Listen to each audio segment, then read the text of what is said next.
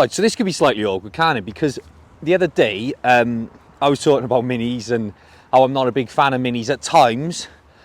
And here I go, advertising another mini. But let me just sort of talk about something which, if you've watched the videos in the past, you'll have heard me say this a few times. So it's more about how I stock vehicles and why I come across cars that I would choose not to sell if I had the chance to.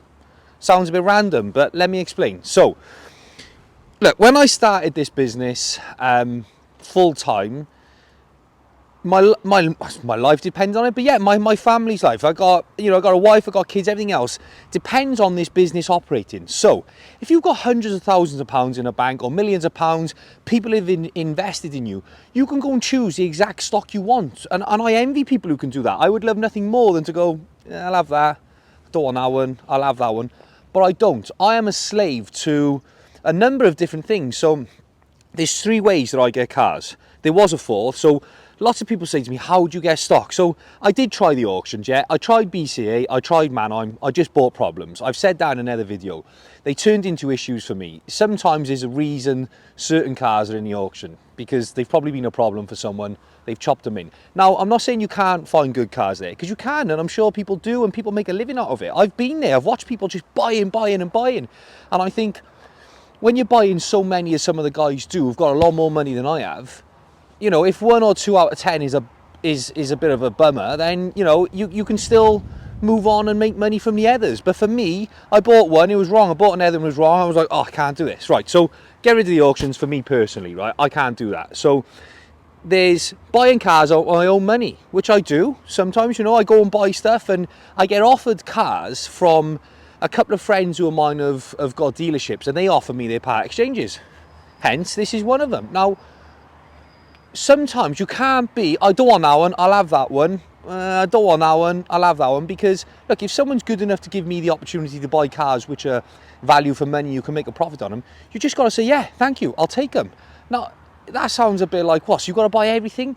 No, I don't have to, but to keep the relationships going, I do. So I don't want to buy that. I don't want to buy it, I don't want to sell it, because I think I've got this weird thing with, and this is how I can justify it to myself. If you've ever eaten a food and been ill afterwards, you automatically think it was that food that made you ill, when you might have just been getting ill anyway. So I think what it is with minis, I've had a couple of instances that it's gone wrong, and it's sort of scarred me selling minis. Like, they sort of, like, every time I see one, I'm like, oh, I don't want that. But I think it's just because the experience I've had with 1 or 2 is not being perfect. And how many minis have I sold over the years?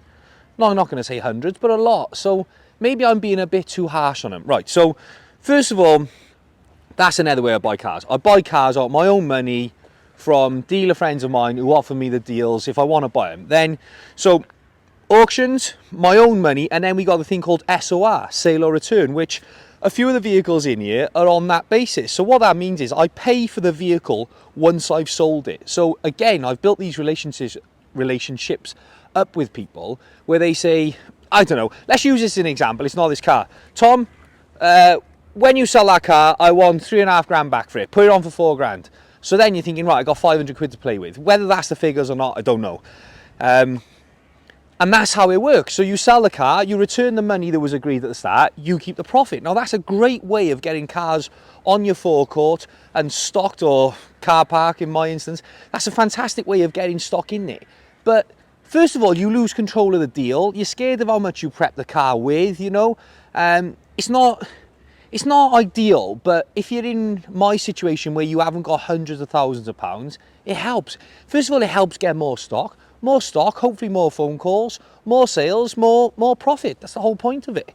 But to me, I'll do it. I'll do it for people I trust, and they trust me because they know I'll return the money. I'd rather have everything in there that's mine, but you know, that's what we're building up and looking towards. So yeah, bit of SOR, bit of your own funding. I don't bother with the auctions. And then obviously, as you progress and you build a consumer sort of profile on your business, you can get stocking loans, which are funded by the finance company. I've spoke about them before. It's a sort of chunk of money which is available to you as a dealer to use for stock. You've got to, I think there's loads of contracts and clauses to it. You've got to own 20% of the car. the finance company will reimburse you as the dealer 80% of the car, but they'll audit you at any time. So whatever you're saying is in stock needs to be there, and they'll just turn up and look at it. They obviously charge you a privilege for lending you that money, but hopefully the deal is you then sell the car on finance and finance that vehicle back to the company who's lent you the money, if that makes sense. So there's a lot of that, you know, where big dealers have big stocking loans, and because like I've said before, it's cash flow. It's in, out, it's in, out. So that hopefully, well, I say hopefully, I'd rather have all my own money and not have to do that. But maybe one day I'll embrace the stocking loan if I need to, and when I'm eligible for it, maybe. I think that's the right word. So now I've told you how and why I've got this for sale, I'm actually going to say it's not a bad car, which is not. It's just been detailed. Guy called Jamie Harrison, right? Find him on Instagram, or I'm sure he's on TikTok. I hope he's on TikTok, and if he's not, he should be, because he does a fantastic job. He's just cleaned this one for me. He's brilliant. The car is a nice example, believe it or not. It's a do you know what? Schoolboy edit. It's a diesel. I know it's a diesel. 1.4, it's got to be a 1.6 or a 2-litre diesel. It's done 84,000 miles. It's got 2 keys. It's got 10 stamps in there. So it's been maintained well. It does need a service. I got to get it serviced next week. I'm dreading taking it now. Now it's all immaculate, straight back across the mud to the garage to get it serviced, but I want to get it serviced for the new customer. It's got about 7 months left on the MOT as well, which, you know, it's a shame to put a new MOT on it for that. So I don't know. I think when it goes in for the service, if they tell me it's mechanically sound, I'll leave the MOT at 7 months. But if it needs anything, you know, towards the next MOT, or they think, look, Tom, by the time he gets to an MOT, I'll just get a new MOT done on it and do whatever needs doing. So it's going to be going on sale for $3,995, just under £4,000, which makes it bang on the retail money. A lot of car for the money. You know, I'm not all of a sudden going to change my mind and say Minis are the best things ever built, because I've already sort of aired my opinions on them. But if you like it, get in touch. I forgot to do videos of it up there where I take the pictures, so I'm just going to put a couple of pictures after what I've said here for you to have a look at. And yeah, if you like it, get in touch. Thank you.